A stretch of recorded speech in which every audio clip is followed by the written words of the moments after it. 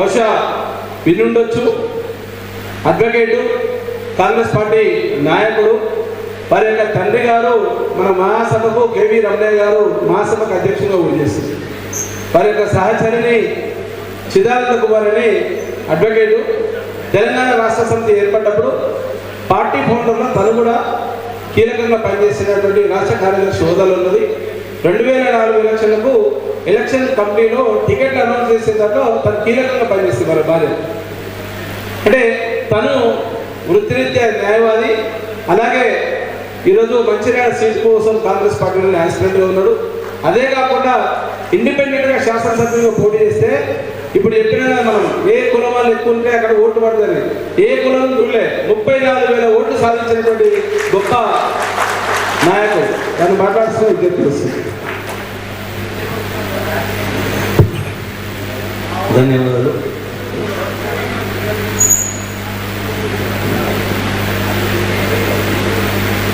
ఈరోజు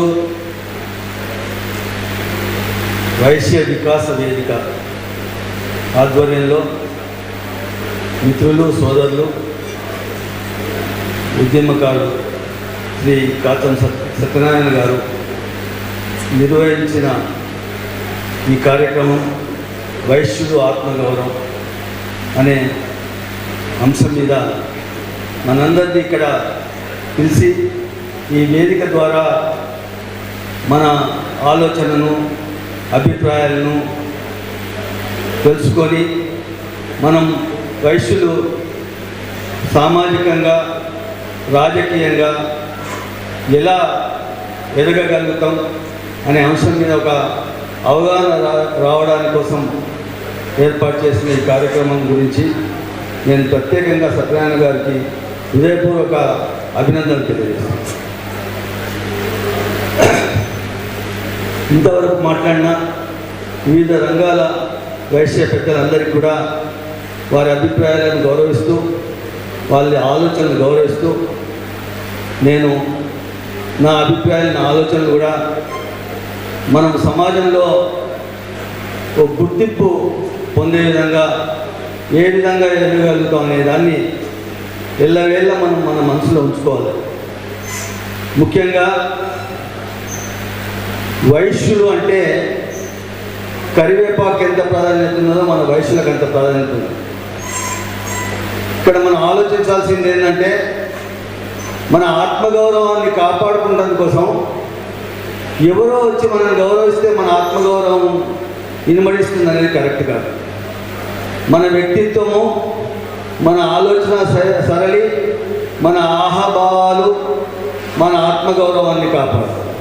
మనం సమాజంలో ప్రజలతో ఏర్పాటు చేసుకున్నటువంటి ప్రజా సంబంధాలు, మనం చేసే కార్యక్రమాలు, మనం పాల్గొంటున్న వివిధ అంశాలపైన మన ఆత్మగౌరవం ఆధారపడుతుంది. ఈరోజు ఈ వైశ్య వికాస వేదికలో వారు తను ఒక మంచి విజన్తో, ఆలోచనతో ఈ వేదికను ఏర్పాటు చేయడం జరిగింది. విజన్, వాల్యూస్, విజన్, విక్టరీ అని అన్నారు. ఫస్ట్ మన ఆత్మగౌరవం అనే దానికోసము మన విలువలు కాపాడుకోవడం. మనం ఎవరో మన విలువలను కాపాడరు. మన విలువలను కాపాడాలంటే మన వ్యక్తిత్వమే మన విలువలు కాపాడుతాం. మన విలువలను కాపాడుకోవాలంటే మనకు ఒక లక్ష్యం ఉండాలి, ఒక విజన్ ఉండాలి. ఆ విజన్నే సాధించడం కోసము విలువలను కాపాడుకుంటూ విజయం వైపు పోవడం అనేది మనకు అవసరం. అలా పోయినప్పుడు ఖచ్చితంగా మనం కూడా గుర్తించబడతాం. మన వాళ్ళు ఎక్కడైనా ఎమ్మెల్యేలు గెలిచినా, జిల్లా పరిషత్ చైర్మన్లు గెలిచినా, ప్రజాప్రతినిధులైనా, ఎంపీలైనా మన వయసులో ఓట్లతో మాత్రమే కాలేదు, మన వయసులు కూడా ఒక పాత్ర పోషిస్తారు. కానీ వయసులతోనే అన్ని చేస్తాము, మనం గెలవగలుగుతాము, మనం ఒక స్థాయిలో ఉండగలుగుతామని ఆలోచనను మన మనసులోకి వెళ్ళి తీసేయాలి. ఒకటి ఏంటంటే ఇంతకుముందు ఫస్ట్ మాట్లాడినని చెప్పాడు, ఒకనాడు 56 మంది ఉండి ఇప్పటికి వచ్చే వరకు ఒక్కరు ఉన్నారు అని అంటే ప్రతి 5 సంవత్సరాల్లో జరిగే ఎలక్షన్లలో మనము పోటీ చేయగలుగుతామని ఆలోచించే విధానం కలిగి, తెగింపు కలిగి, ప్రజాదరణ కలిగిన వైశ్య నాయకులు అనేటోళ్ళు పోటీ పడే తత్వం అనేది పూర్తిగా రోజు రోజుకు నీరు గారిపోతుంది. ఎందుకు నీరు గారిపోతుంది?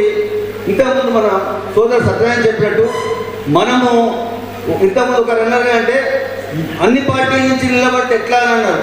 అసలు ఒక విధంగా ప్రధాన రాజకీయ పార్టీ నుంచి వైశ్య సోదరులకి అభ్యర్థులు కాగలిగే స్థాయికి మనం చేరుకున్నామంటే మనం నిజంగా విజయం సాధించినట్టే. అది అర్థం చేసుకోవాలి. అంటే పోటీ పడే కాలంలో మనకంటే గొప్పవాడు ఎవరు లేడు అని అంటేనే కదా మనం. అటువంటిప్పుడు ఎవరు గెలిచినా మనం వయసులు గెలిచినట్టే.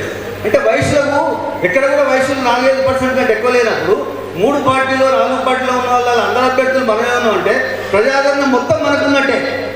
ఆ కోణంలో మనం రాగలిగినప్పుడు, ఆ విధంగా మనం ముందుకు పోగలిగినప్పుడు కనీసం దానిలో 25% ముందుకు పోగలిగినా మనం సక్సెస్ఫుల్. 25% ముందుకు పోతే మనం ఒక 20 మంది 30 మంది ఎమ్మెల్యేలను మనం చూడగలుగుతాం.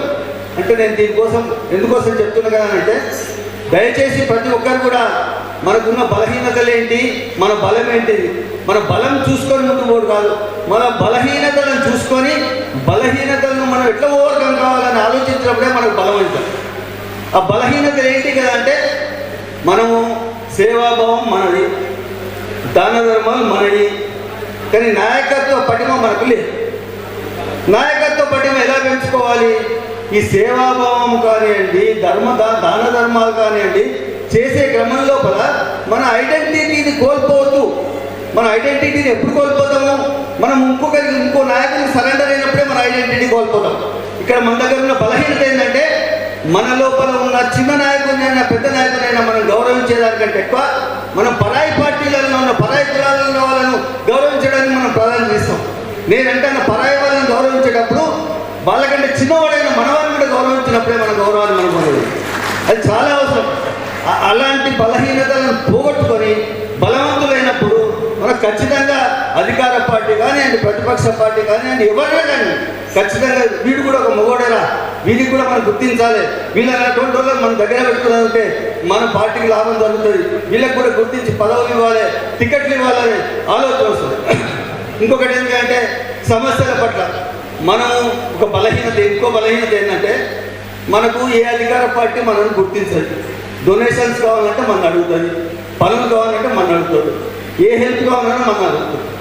కానీ ప్రాధాన్యత ఇవ్వడానికి వచ్చేసరికి మనం వాళ్ళని బ్రతులాడే పరిస్థితి వస్తుంది. ఈ మన వాళ్ళని బ్రతులాడే పరిస్థితి వచ్చేందుకు మనకేమైందిగా అంటే ఈ బ్రతులాంటి ఇచ్చేటోడు ఎవడో ఈయనోడు ఎవడో వచ్చేదేందో పోయేదేందో ఏదో మనం సంఘం పెట్టుకున్నాం. ఈ సంఘంలో మనకు అధ్యక్ష పదవి, మనకు ప్రధాన కార్యదర్శి పదవి, మనకు ట్రెజరర్ పదవి, మనకు ఈసీ పదవి వస్తే అక్కడికి మనం సంతోషపడతాం. ఇది మన భావన. అయింది, ఇది అయిపోయిందా? ఇది అయిపోయిందని మళ్ళీ ఏమనిపిస్తుంది? ఓ 4గురికే వచ్చినాయి, మళ్ళీ మనకు కావాలి, మనకెట్లా మనం ఇంకో సంఘం పెట్టుకుందాం, ఆ సంఘానికి ప్రెసిడెంట్ అవుతాడు, దాంతో వైస్ ప్రెసిడెంట్. అంటే దీంతో మనం తృప్తి పడుతున్నాం. మనకు పదవి, ఏ పదవి? మన పదవి, మన కండువ, మన ఫోటో, మన తృప్తి. ఇంతవరకు ఉంటే మనకు ఎవడిస్తాడు? మనకు వాడొచ్చి మనం గౌరవించాలి. వాడు ఎట్లా గౌరవిస్తాడు? వేరే సమాజంలో ఉన్న వేరే వర్గాల వాళ్ళు మనం ఎప్పుడు గౌరవిస్తారు? ఆ స్థాయికి మనం ఎట్లెదగాలి అనే అంశం అనేది చాలా అవసరం. అది లేనంత మట్టు కోసం మనం ఏం చేయలేము. ఈరోజు తను తెలంగాణ ఉద్యమకారుడు అన్నారు. నేను 2001 ఏప్రిల్ 27 నాడు తెలంగాణ రాష్ట్ర సమితి ఆవిర్భావం అయితే నేను 2001 ఏప్రిల్ 29 నాడు నేను తెలంగాణలో రాష్ట్ర సమితి ఉద్యమంలో మా జిల్లాలో నేను మొదలు పాటింది. నేను తీవ్రంగా నేను నా మిసెస్ 4 సంవత్సరాల ఉద్యమంలో పోరాడడం జరిగింది. ఇంతకుముందు తను చెప్పిండు ఎలక్షన్ కమిటీ మెంబర్, తను ఎలక్షన్ కమిటీ మెంబర్ ఉన్నప్పుడు కూడా మా ఇద్దరు ఎవరికైనా టికెట్ ఇస్తారని కూడా ఇవ్వలేదు. ఇవ్వకపోతే అప్పుడున్న మన సపోర్టర్స్, కార్యకర్తలు, అభిమానులు ఒత్తిడి చేస్తే నేను నిలబడితే అన్నాడు. మన వయసులే కాదు, కానీ ఒకటి చెప్తాను, నేను గర్వంగా చెప్తున్నా, ఆనాడు కూడా మన వయసు సమాజంలో ఉన్న వాళ్ళు నా నియోజకవర్గంలో 90% మంది నాకు ఓటేస్తారు. నాయకులు వివిధ పార్టీలకు ఉండొచ్చు, వివిధ పార్టీలకు అటాచ్ ఉండొచ్చు, కానీ నేనేమంటున్నా, ఒక నాయకుడిగా నువ్వు ఉండాలనుకున్నప్పుడు నువ్వు ఈయన కులంలో ఉన్న ఒక నాయకుడు కాదు, కులంలో ఉన్న అందరినీ మనం కన్సిడర్ చేసే విధంగా మనం ఎదగాలి.